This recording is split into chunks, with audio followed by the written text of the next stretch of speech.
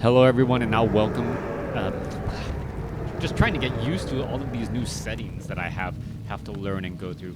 Hello everyone and welcome to a matchup between Orange and Moon here on Amazonia. Orange spawning as the blue undead on the top right hand side of the map. Meanwhile Moon spawning as the yellow night elf on the bottom left. Couple of things to note. We are in the age of WarCraft 3 Reforged 2.0. A little bit better graphics, better resolution. I'm still sticking to the classic style. This overlay or this template on the bottom has changed just a little bit, and it also for some reason adopted the undead version. So hopefully you guys are enjoying all of these new changes, and hopefully there will be an influx of players for WarCraft 3. I wouldn't hold my breath, but I did play some games against the computer, and I forgot how much I enjoyed WarCraft 3. Some of the little Sim City things that are being built, very different than Battle Aces, which I have been playing and testing as well. Even pointing out a couple of bugs that I found in the game for David, or David Kim, if you know anyone in the industry. Anyways, let's go ahead and break things down here. It is going to be a Death Knight going up against a classic Demon Hunter. One thing I will note, the overlay is missing. I'm not sure why it's not working. I did write to Pad in order to ask some of those questions as we see the Ancient of War now making its way out here. All right, I do notice some actual visual differences as I'm looking at WarCraft 3 right now. Ooh, Archer actually gets the final shot off, but since the Demon Hunter is not out, it didn't make any difference. Also, the toolbars, the timing bars actually look a little bit different. I'm not sure. I'm just absorbing all of this for the very first time. Things that I really didn't notice since I was too busy playing the game. When I was playing the game, to notice that there's actually slight differences in the overall interface. Also, game sound seems a little bit louder, don't they? Yeah. Okay. You know what? Let me. I'm looking at the sounds, and I'm just like, why do the sound effect volumes seem so loud? Like, that was just annoyingly high to me. Okay, I'm gonna save these changes. There we go. All right, I was trying to like adjust volumes and things like that. Hopefully it is a bit better. I am trying to watch things. All right, the shadows seem a little bit off. Maybe I need to do a little bit of adjusting on my shadows. That Ancient of War, I expect a little bit of a bigger shadow. But then again, I guess the sun's casting it this way. Oh, the shadows are different now. The shadows are different in that they're actually... Oh, they're using the... Okay, I'm watching this and I'm noticing like upgraded differences, like visual effects. The shadows actually look different, and it's playing tricks on my eyes because the shadows are actually the outlines of the characters on the ground. I don't believe that was the case back in 1.36 or the previous Reforged version. So things look a little bit better here. Demon Hunter going to get surrounded. He does have mana burn, and I believe he has evasion, but he does not have immolation. So he's going to end up being surrounded here and perhaps in a little bit of trouble. Demon Hunter could try to use the Scroll of Town Portal to get out. No, he does not need to. He was able to cut down a couple of skeletal minions and break free. Meanwhile, Orange going to go ahead and clear up all of these forest troll trappers. There's a little dark... there's a little ritual dagger there. The inventory screen also looks different to me. Let me know what you guys think. All the things that look better or look a little bit worse. So I just gotta say, I saw some images, right, and how things look on a CRT monitor versus how things look on our modern LCDs and OLEDs and things like that. Old CRT monitors back in the day, they actually had a little bit of blending, color blending that they were able to do, and that's why things were designed for those types of monitors. I remember playing WarCraft 3 on an old CRT monitor before widescreen was readily available, and then going to these LCD and OLED displays, and yeah, like I'm just at amazement in how different the game looks, but how it also feels similar as well. All right, we're seeing all of these classic old style, unit types, but at the same time, they were naturally still upgraded for this LCD and OLED style monitors. So things look different and different and the same all at the same time. Let me know what you guys think about this in the comments below. Does it play tricks on you? Tome of Strength being left behind there, and the Boots of Speed picked up. Demon Hunter trying to slip through. Is he going to get away? Yes, he is. Those Boots of Speed giving him just a little bit of a quick step, allowing him to, well, dodge the surround on those ghouls. Ooh, no! Apparently, Moon desperately wants to try and get surrounded by his units here as a Naga Sea Witch is now on the table, now helping to clear out. There goes one ghoul. Ghoul gets taken out. However, the Demon Hunter looks like he'll be able to finish off another ghoul. No, Naga Sea Witch gets the killing blow. There's a, I believe there was a death coil there onto a ghoul to try and save, because the Naga Sea Witch really didn't suffer that much damage. There's a lot of skeletal minions here as the Naga Sea Witch now looks to pull back. All right, so all of the heads up displays, all of the HUDs are definitely upgraded and new. They look different. The resolution is different, and well, it's going to take a little bit of getting used to, but overall, well, this is the classic WarCraft 3 that I love. Now, Tree of Ages, we are at tier 2, obviously, since we have the Naga Sea Witch. We are going for dual Ancients of Lore. Perhaps some Dryads or eventual Bears could get trained. There's that Ancient of Lore, or Ancient of War here. And, well, see, alright, so this is one of those things that a little bit too much realism actually takes away from the immersion for me. Here we have, well, it is nightfall right now, so your shadows really shouldn't be that big.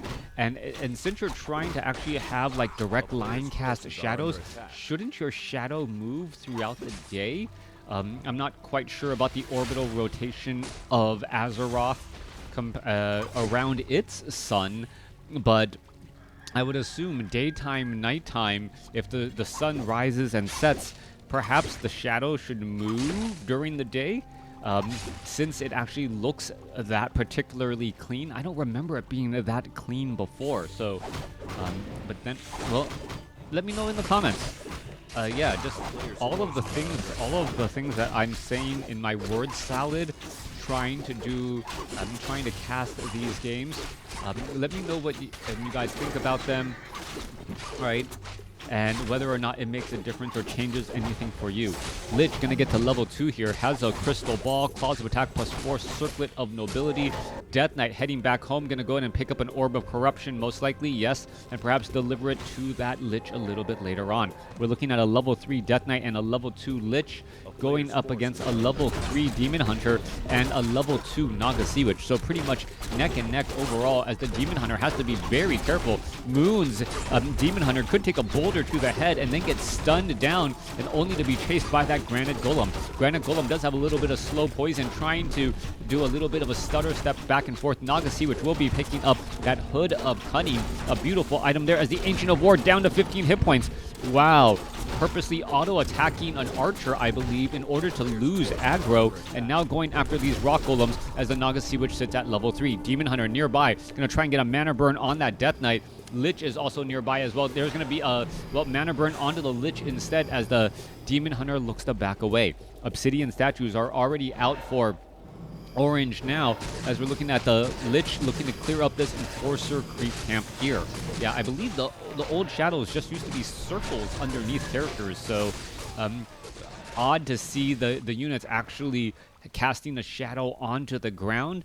And then, well, if you're gonna go for that level of realism, change the let it change the direction of the shadows throughout the day.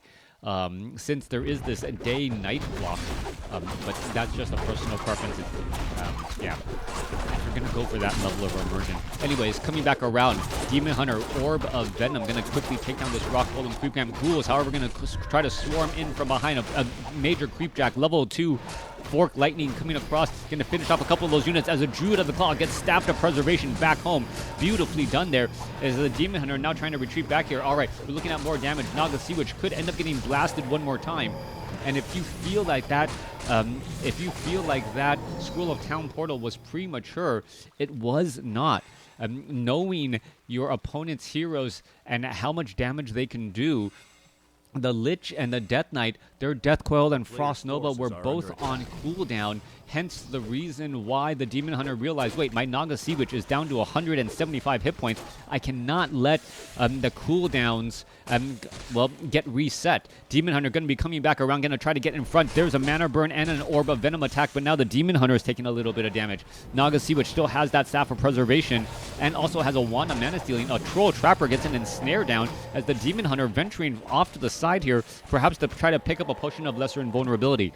Coming back down to the bottom right, we could be looking at a potential Creep Jack against this Renegade Wizard Creep Camp. Dual Obsidian Statues, one Destroyer up in the air. There's the Crypt Fiends. The Demon Hunter going to come in from behind, get a Mana Burn onto the Lich as the Lich is finally out of mana. As we're looking at a couple of Fork Lightnings going down as well. Both sides exchanging blows. There's a Roar onto a Druid of the Claw. He needs to go into bear form. Otherwise, he's going to be a big target for Death Coil Frost Nova. Both sides continuing to fight. Demon Hunter still trying to get more mana burns off across all of these units. Mana management is a very big deal as the Demon Hunter unable to finish off a Ghoul. Scroll of Healing used in time.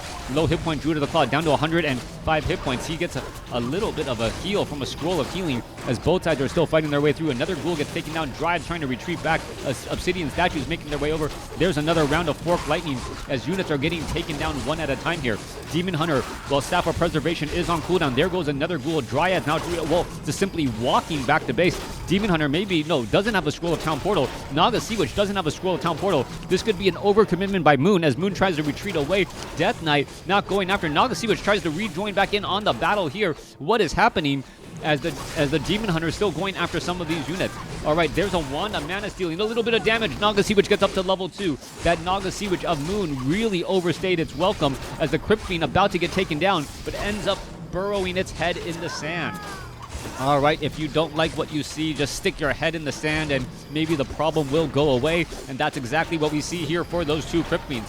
Crypt Fiends popping back up. Two Crypt Fiends still burrowed in the ground here as one Obsidian Statue low on mana, unable to really provide any support. Demon Hunter still chasing after units and still has a Potion of Lesser Invulnerability. There's another stick his head in the sand moment as a Moon unable to... Wait, Moon was able to finish off that Crypt Fiend. Not quite sure how. I don't believe...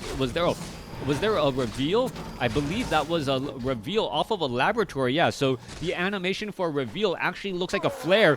Demon Hunter down to 46 hit points. He's going to be able to survive. There's a rejuvenation there. Druid of the Claw didn't take any Death Coils or Frost Novas. Naga Sea Witch getting resurrected. All right, so a lot of things still for me to learn as a caster. Some of the animations have changed. The reveal from a laboratory now looks like a flare, I believe, and it doesn't have that little circle swirl any longer. Demon Hunter coming back around, perhaps going to try to get a Mana Burn onto some units.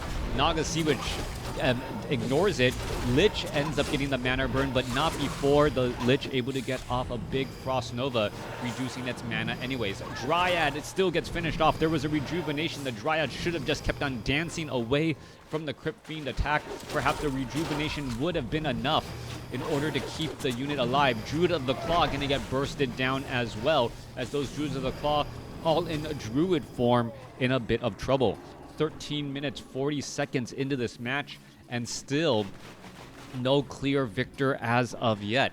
Moon taking quite a bit of damage. Meanwhile, Orange coming back across here. Level 4 Death Knight, level 3 Lich, level 2 Naga Sea Witch, as the Rock Golem and Granite Golem Creep Camp gonna engage here. All right, Druids of the Claw are in Druid form. Naga Sea Witch comes over bearing, well, a lot of mana. Demon Hunter could have a very, very bad day here. Demon Hunter needs to retreat back. Doesn't have a Staff of Teleportation to rejoin in on the fight easily.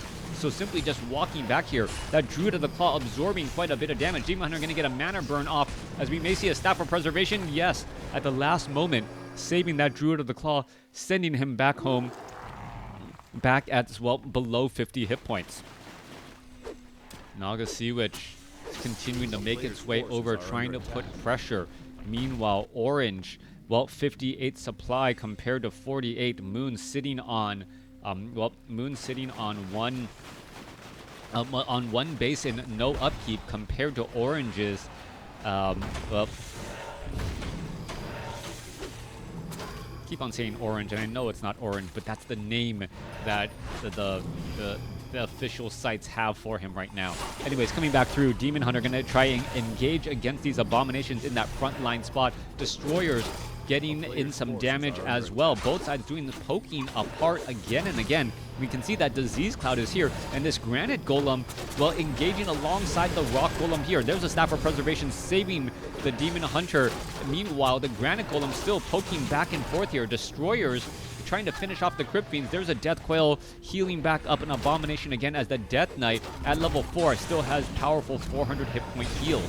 All right, Granite Golem gonna fall. There's a double level up. Naga Sea Witch and Lich both level up, level 4, level 3 respectively. And with that, well, units need to back away. Moon, it looks like he's having a little bit of trouble finding his footing in this matchup. 53 over 80 supply compared to 60 over 60. Perhaps catching a couple of units out of position or off guard could work out. We can see that Moon is trying to set up this base here at the 16-minute mark of nearly done entangling that gold mine. This is going to force a battle by the undead, trying to stop and not allow Moon to get that economic advantage. Meanwhile, though, the undead has such a large army that the Demon Hunter and Naga Sea Witch with a couple of Dryads can't really poke it down easily. Moon is trying to buy time. He is going to start getting a little bit of gold out, but that's really not going to be that much gold in order to pay for all of the infrastructure costs. The Tree of Life, that Ancient of War, and those 5 wisps there definitely cost more than the 200 gold that has currently been pulled out of this gold mine. As Wisp now making their way over, there was a couple of detonations to deny some experience. All right, Rejuvenation on the Demon Hunter again. We're still looking at 57 over 70 supply compared to 63 over 70. Demon Hunter gets a mana burn off on the Death Knight, trying to retreat back. These Moonwells are pretty much bone dry, and we are midday. It's going to be very difficult as we see another mana burn come down. Well, Abominations trying to make their way over. Destroyers trying to throw some attacks against those units. The Druids of the Claw taking quite a bit of splash damage, but now the Destroyers are out of mana, so Splash has come to an end. Devour Magic, however, with eating up all of those rejuvenations, and eating up those rejuvenations absolutely key. Less hit points and more hit points on the Destroyers, and more damage since they have mana. 3 Destroyers in the air. It looks like Undead is just going to be able to roll over into his opponent's position here. Level 4 Demon Hunter, level 3 Naga Sea Witch, not going to be enough. Dryads getting in some Abominations. There's some slow poison attacks onto the Demon Hunter. Demon Hunter could have some troubles. Demon Hunter trying to retreat back. There's some Fork Lightnings as well. There goes another Druid of the Claw. So, but the Death Knight still sitting at level 4 after all this time. Death Knight hiding behind an obsidian statue. There's going to find the Death Quail on another low hit point Druid of the Claw, and just trying to pick and fight, pick and choose their battles any way they can. All right, we see some low hit point burrowed Crypt Fiends in this fight as well. The Dryads seemingly poking apart quite a bit of damage. Death Knight now down to a lot of low hit points. Is he going to be able to back away? Yes, down to 222 hit points as he, well, able to escape. I thought for a second he had Death Pack, but no, able to gain hit points another way. All right, more Destroyers in the air going after the Druids of the Claw. They're going to fall, picking off any of those low hit point units, but now there are pretty much no more Crypt Fiends. There's another flare, or there's another reveal right there, not revealing that burrowed Crypt Fiend. Death Knight uses a potion of lesser invulnerability. There's another potion of healing. Naga Sea Witch gonna try and escape away. Death Knight gonna try and escape or try to finish it off. Unable to do that. There's a Wisp. There's Goblin Sappers now making its way over back out, and there was a bit of damage there. Lich falls at level 4. Death Knight falls, and somehow Moon comes away with the victory. Beautiful bit of micro, and in the end, yeah, score screen obviously has changed as well. Nothing to really report there, but yeah, great game going back and forth. Let me know hero score, definitely higher Oh, there's no total. How come there's no total? So unit score, Undead 1. Hero score, like I was looking at the final scores here. Yeah, no, we need a total score. What, I guess Blizzard's trying to test me with my math right now. 32, 20, 32, 7, 26, 6.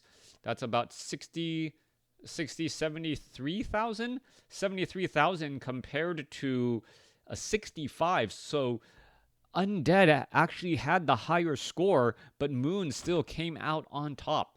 Let me know what you guys thought about this game in the comments below.